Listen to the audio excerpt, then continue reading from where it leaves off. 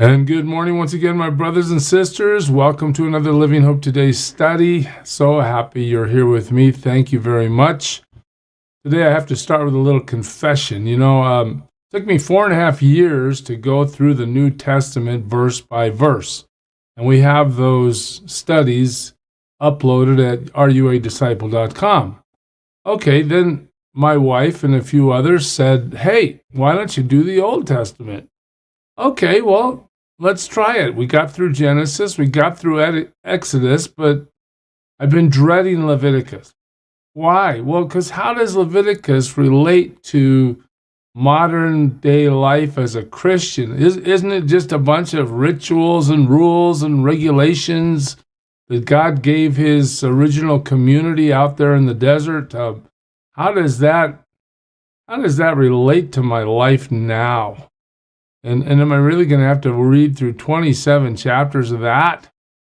But in the end, the more I dig into this, the deeper it gets. And you know what? There are some profound implications for us as followers of Christ today that are rooted in the teaching that Leviticus brings to us. God is all wise, and he's showing us something that might not be right on the surface, but if you dig a little bit into this, you're going to be profoundly impacted by the truth of it. Let me show you what I mean. You remember when we talked about what's happening in Exodus, or in Leviticus, we talked about Exodus 19, that God's intention for Israel is listed right here. God says to Moses, now if you obey me and fully keep my covenant, then out of all nations you will be my treasured possession. So God is setting apart a people. How did he do that? Well, remember, he went back, he called Abraham. He said, Abraham, I choose you. I'm going to make a covenant with you. Your descendants are going to be more than the stars in the sky. You're going to inherit the promised land. All nations of the world are going to be blessed through you. Abraham, you're the guy. Okay, God chose him. Abraham, Isaac, Jacob. We see the plan of God unfolding as these men have descendants, and those descendants multiply. And by the time we get to Exodus 19, we have over 1 million people out here in the desert being delivered from Egyptian slavery, following the Lord. Okay? God says, look, I am going to call you out to be separate. You're my treasured possession. Although the whole earth is mine, you will be for me what? A kingdom of priests and a holy nation. Why is that important? This people is the group that God has decided to reveal himself through. The prophets come through the Jews. The scriptures come through the Jews. God has brought his Messiah to the world through the Jews. This is a separated group of people that God has separated with intention. All right? You're a kingdom of priests. Not just one or two, but you're set apart for me. You're a holy nation. You're not going to be like everybody else. Why? Because you belong to me, and what you do is going to reflect that you belong to me. We get to the book of Leviticus, and what do we find? Be holy. I'm holy, God says. This is the theme of the whole book. Come out from among all those pagan nations and follow me. You remember holiness, I hope. It's Kadesh in Hebrew. That slide's wrong. It's not in the Old Testament 498 times. It's in the whole Bible 498 times, this idea of holiness. 92 of those almost 500 times in Scripture, 92 are found in the book of Leviticus. So almost 20% of the usage of the word holy in Scripture is here in the book of Leviticus. Be set apart.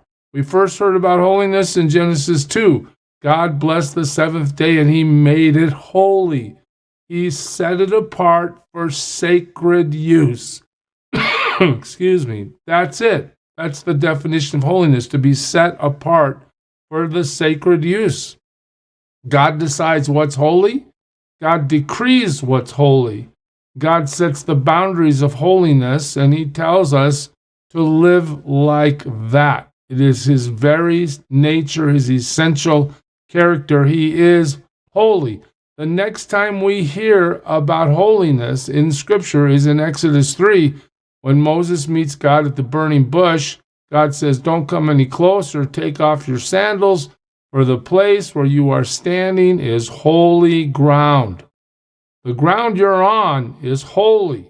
Okay, so when we think about the word holy, I just want to run you through some of the definitions you'll see as we go through this book and as we go through Scripture at large. Holy can be said of a sanctuary, a building dedicated to the service of God, a place in which the Lord is normally present when ritual and moral purity are practiced. Okay, that's one way the word holy is used. It's also used of holy objects, objects that are set apart, a person or an inanimate object which is dedicated and consecrated to the Lord. They're pulled out of normal use. They're used for sacred use. Holiness in general is defined like this: the quality of moral purity. It has a focus that's unique. It's not corrupt. It's not impure. It's not like people following their sinful natures. Holiness is the emulation of God's character, which is absolutely pure and sacred. All right? It's also used as a holy place. We see that in Scripture. It's a part of a building. Not the whole building, but a part of a building, separated and dedicated to the Lord with limited human access. And lastly, it's the most holy place is another usage of this word. It's a part of a building which is separated and dedicated to the Lord with very limited human access, right? The high priest was the only one that was allowed into the most holy place, with a unique feature of being the central area of a worship building or tent where the Lord has his presence. This is how the Old Testament works.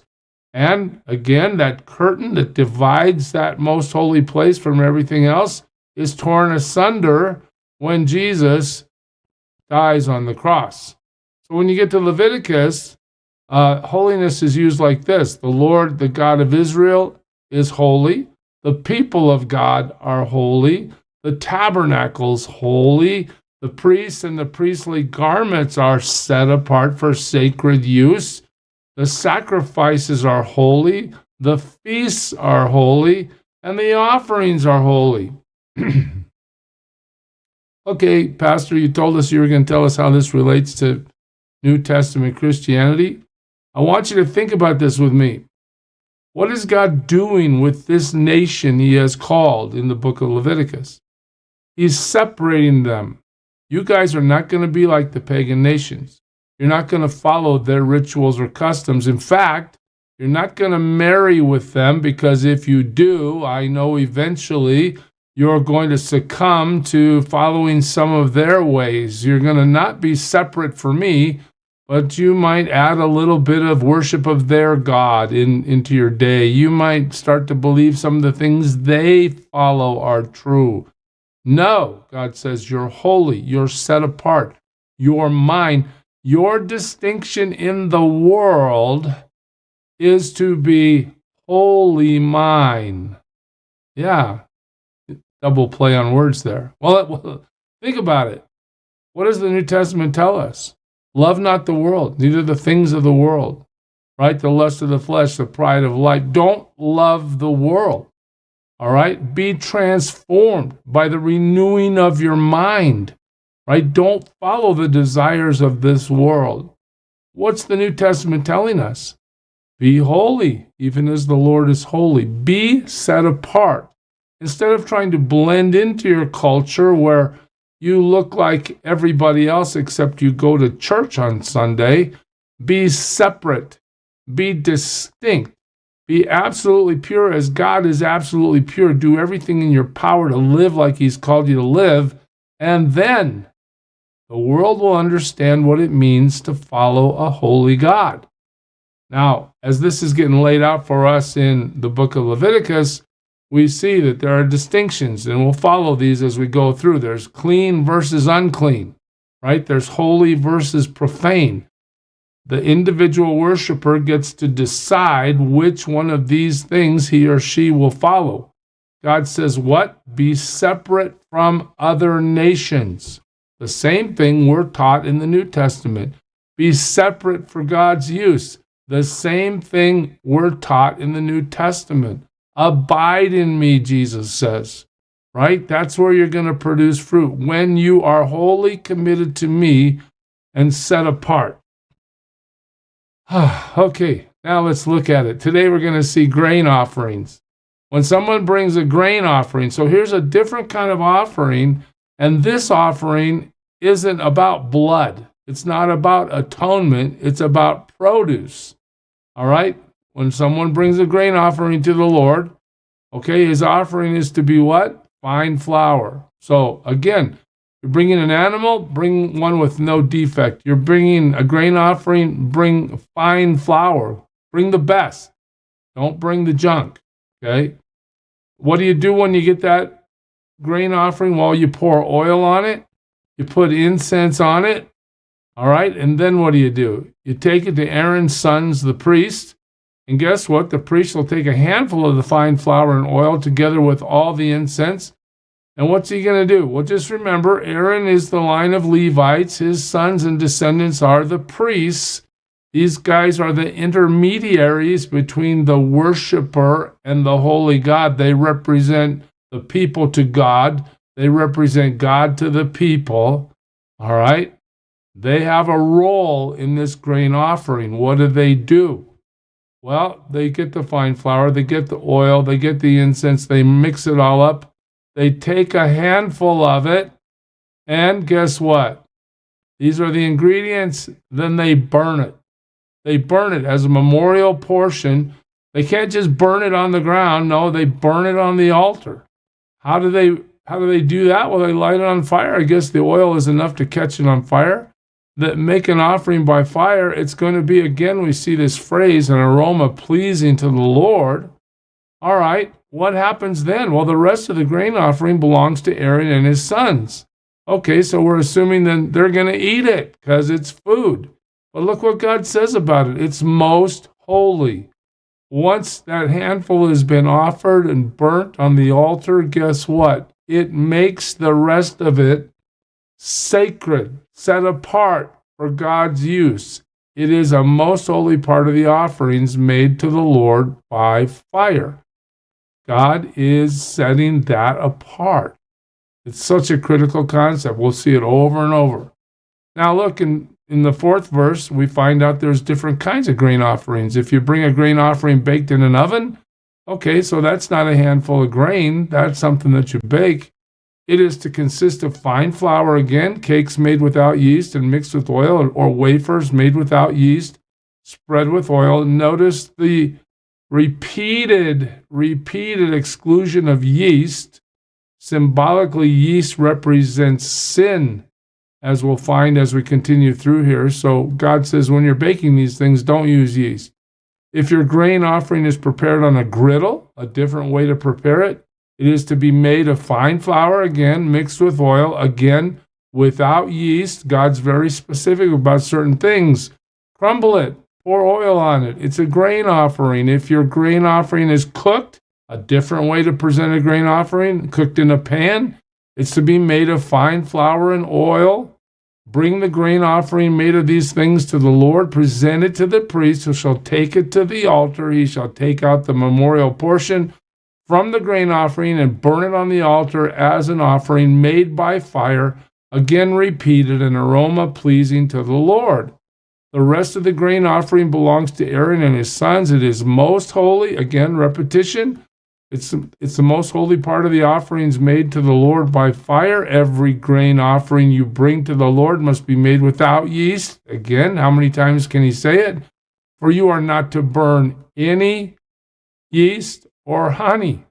Honey is also included as an exclusion in an offering made to the Lord by fire.